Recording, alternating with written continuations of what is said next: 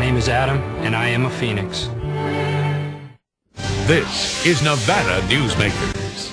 And back on Nevada Newsmakers, we have a great Power Pundit panel. As always, Dick Gamick is here, the Washoe County District Attorney, Mike Bosma with the Bosma Group, and Howard Rosenberg, UNR professor. Let's start with you, Dick. It's July 1st as we're taping this. The counties are being dramatically affected by these budget cuts. What is the current situation? Well, it's a matter of right now everyone's reorganizing. We restructured our office, getting a feel for, I don't think we've got a real good feel yet for other departments and where we've had losses and stuff on people we work with. But it's just a matter of getting it all settled down, getting it straightened out, hope this is quit for now so we do have an opportunity to regroup, and then go forward. What are you going to do? I mean, you keep going. Consolidation has come up again, and a lot of people, including me, think that consolidation is a very good idea. Do you think that that's actually going to come about? I have a lot of mixed emotions on consolidation because it depends on what we're trying to do and how we're trying to do it. One thing that we've seen that's risen its head every time this has come up is who's going to be in command, who's in charge, and that has been a big subject. And then the other thing you're doing, if you consolidate, if you go to a county government, now you've just removed the city level where the people normally go to the meetings and everything else. You get it's got a lot of little nuances to it that have to be worked out.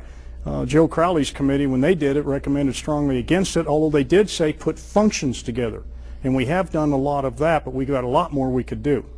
Howard, the university announced major cuts over the last couple of weeks. What are your thoughts at this point, and how do you feel about the people who are saying that the professors are going to have to carry a heavier load? I'm all for it. We've been doing it for years. People think that university professors sit around and eat bonbons. Number one, I don't even know what a bonbon is, and I haven't eaten one in a long time, although my figure belies that. No, everyone at the university, everyone, and I'm not joking, everyone, from building and grounds all through, the entire place has been working double time because we've had to. There have been too many people that we've lost because of it. What's worrying us more than anything else now is increasing class sizes in order to get the kids into classes because we don't have the manpower that we did have. We're going to do it, like what Dick has said. What can you do so you make the best of the situation? And it's not a bad situation. It's regrouping and doing things in a different way. I've always had art history classes that never total more than 65 because that's the number of seats I have in the room. Well, we moved to a bigger room. I now have 200 in my class. Fine, if that's what it takes to get the job done and to do the job properly. Because, you're dealing with kids' minds here. This is an important part of what they're going to make for the rest of their lives. Then you do the best that you possibly can. And that's what we do. Dr. Glick has been absolutely fantastic. He tells us what is happening every inch along the way, which is a major help. People aren't happy about some of the things. God knows I'm not. But you do the best that you can do. What worries me more than anything else, Sam, is with the increase in tuition, we're planning for so many students. I'm afraid how many we may not be having because some of the kids won't be able to afford it and won't have brains enough to go to financial aid, which is where you need to go if there's a problem. That's a subtle hint for some of my kids. Let's look at an issue that Carol Villardo brought up earlier on in this program, which is that because Senator Raggio sunsetted all of the tax increases, when they go to plan the budget, they won't have that money to be able to put into the original budget. What kind of problems is this going to cause 2 years from now? Well, actually, I think Senator Raggio sunsetting those provisions was genius because what it did is it forces us in this 2-year span to really consider our tax structure.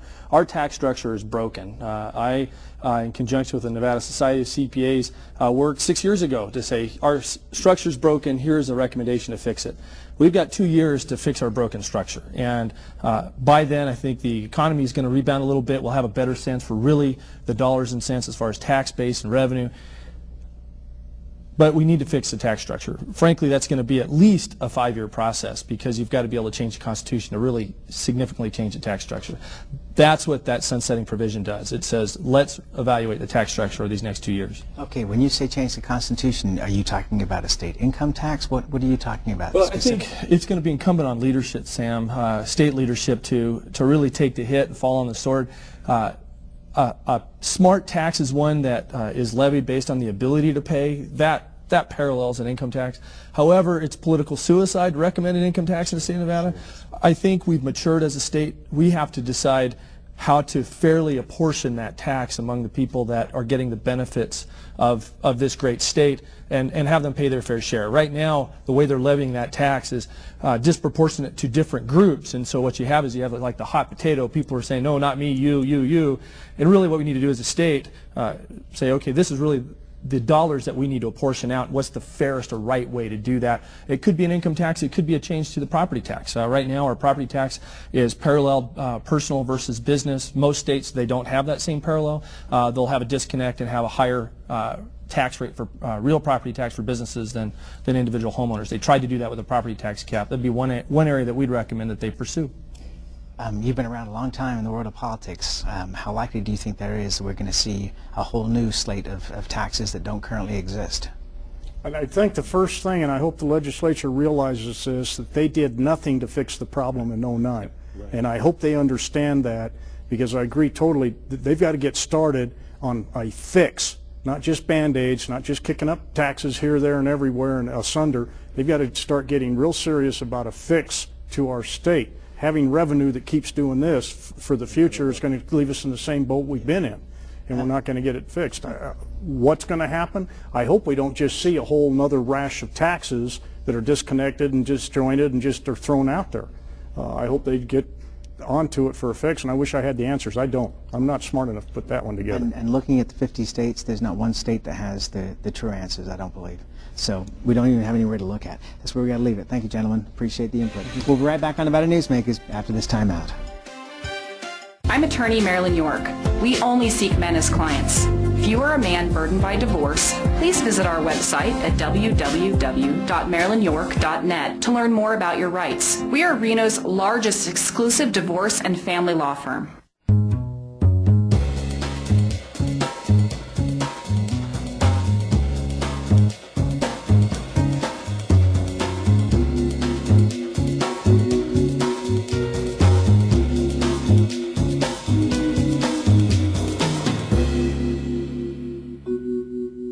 Discover a place where entrees are served free of distractions. Wine Spectator has. Enjoy great contemporary cuisine at David's Grill at Red Hawk. I'm Derek Morse, Interim Executive Director of the RTC. And I'm Dave Azzi, Chairman of the RTC. The Nevada Legislature recently passed Senate Bill 201, which allows us to raise the additional funding for road projects in Washoe County that was approved by voters with RTC 5. This funding will be used to improve our roadways, reduce congestion, and create thousands of well-paying jobs. RTC is ready to begin these projects, and we'll be updating you on a quarterly basis. You can find more information on our website at rtcwashoe.com. Thanks for your continued support of the RTC. Welcome to the most progressive industrial park in America. I'm Lance Gilman, and this is the Tahoe Reno Industrial Center. Our featured subject is the 15-mile extension of the USA Parkway, connecting north to south and I-80 to Highway 50. When complete, this highway will open up rural Nevada to this major employment center. The shorter commute will save Nevada over 500,000 gallons of fuel and eliminate 22 million pounds of CO2 emissions in the first year alone. This is the Tahoe Reno Industrial Center. I'm divorce attorney Marilyn York, and we protect men. You deserve a fair financial settlement and time with your children. If you need an attorney that gives a damn, call 324-7979 or visit MarilynYork.net for all your family law needs. As always, you watch Nevada Newsmakers 24 hours a day at NevadaNewsmakers.com. On our next broadcast, the independent conservative Chuck Muth. We'll see you then.